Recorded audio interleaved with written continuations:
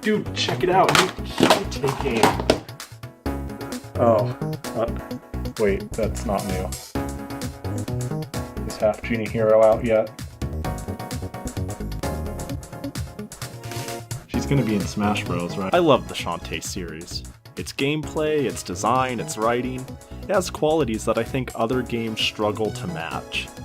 Many, including myself, would consider this series as a whole a cult classic.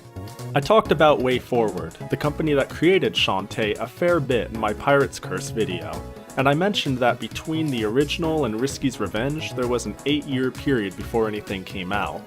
Even if they weren't developing it for most of that time, you'd think they'd have a lot of new, brilliant ideas for their IP, and that this would be the best Shantae yet. It's just a shame that it falls a little short of that. Why's that, you may ask? Let's jump into the review and find out why. You play as Shantae, the town's half-genie guardian, and today is the day of the Relic Hunter Expo. Your uncle just so happens to be a relic hunter, and you decide to attend. It's there that your uncle accidentally reveals a lamp he found, and your pirate nemesis Risky Boots comes to take it. You fail to stop her, and your uncle tells you to find 3 magic seals before she does, so she can use it for something. The motives aren't made very clear, but it's definitely for something evil. From there, you're just kind of set loose to figure things out. It doesn't really lead you in a direction immediately, but with a bit of exploring and talking to others, it's not too hard to find your way. And along your journey, you'll find plenty of enemies to beat up. I think the combat in this game is quite good, and it's one of the finest points about the game. Besides whipping around your hair like a sword, you can buy spells that provide for long range or super powerful attacks, making for more exciting combat. There's also something about the game's death animations that are really satisfying. Offensive spells aren't the only tools you'll be adding to your arsenal though.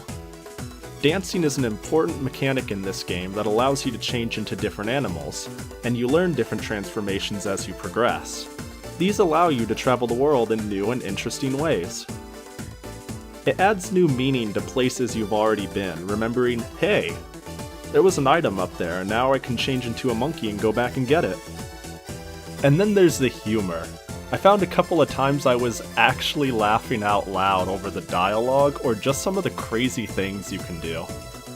I totally just rescued this dog from being eaten by a zombie, and I gave it back to its owner. You're okay now, buddy. That's right, you're a good boy. You are... Oh no! Oh no! The graphics are everything you can ask for from an original DS game, and like all the Shantae games, the soundtrack is super catchy and very well done. This is where my praise of the game starts to slow down, though. You see, Risky's Revenge is a Metroidvania-style game. This means blending 2D action platformer elements with open-world RPG mechanics. The problems start to roll in when you realize how small the world is, and that they're going to pad out their game with a lot of backtracking. Don't get me wrong, a lot of these types of games have some level of backtracking.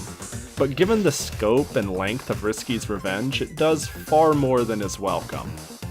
Whenever a new ability is gained, about half of the time it enables you to get something somewhere else where you've already been, rather than accessing somewhere new.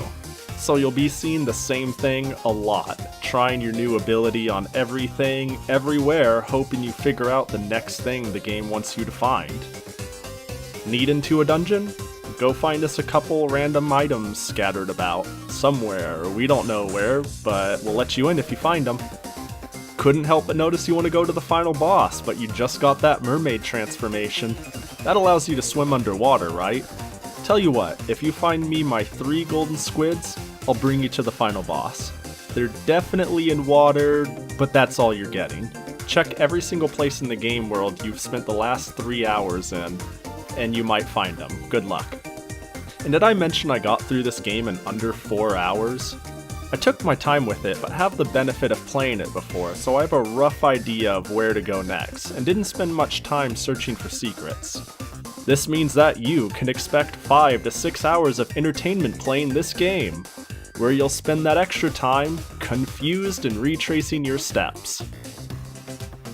I know I'm beating this point in, but I feel like an amazing game is here, and I missed it somewhere between starting the game and finishing it. I don't dislike backtracking in Metroidvanias per se. I'm actually a big fan of the Castlevania and Metroid series as a whole, and I really feel bad crapping on this game, because I really did enjoy my time with it. It's just that by the time the credits were rolling, I couldn't help but think, what's next? That's really it?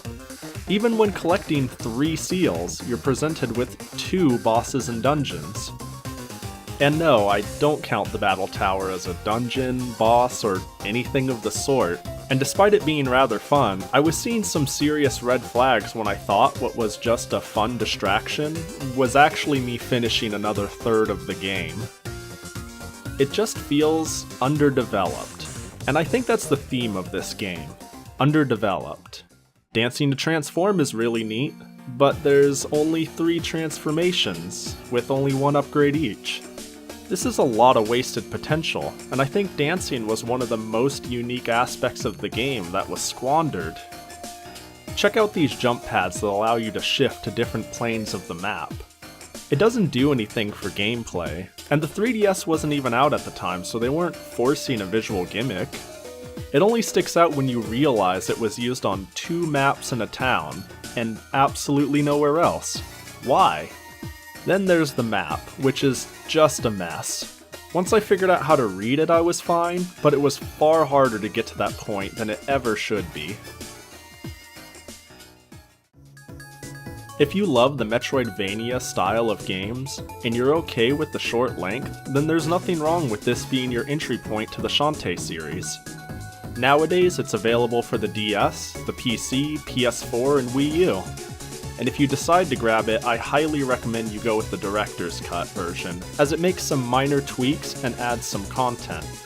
It's not really a bad game despite my criticisms, and when it's only asking for $10 outside of sales, the short length starts to feel a little more excusable, but I think you could do better. And for everyone else, I think The Pirate's Curse, which I reviewed and think is an excellent game, is the best entry point to the series. Or you could wait for Half-Genie Hero. It's just around the corner and it's shaping up to look like their best Shantae yet. What about the original then, you may ask? That'll be for another time, as I plan on giving Shantae for the Game Boy Color its own full review in the near future.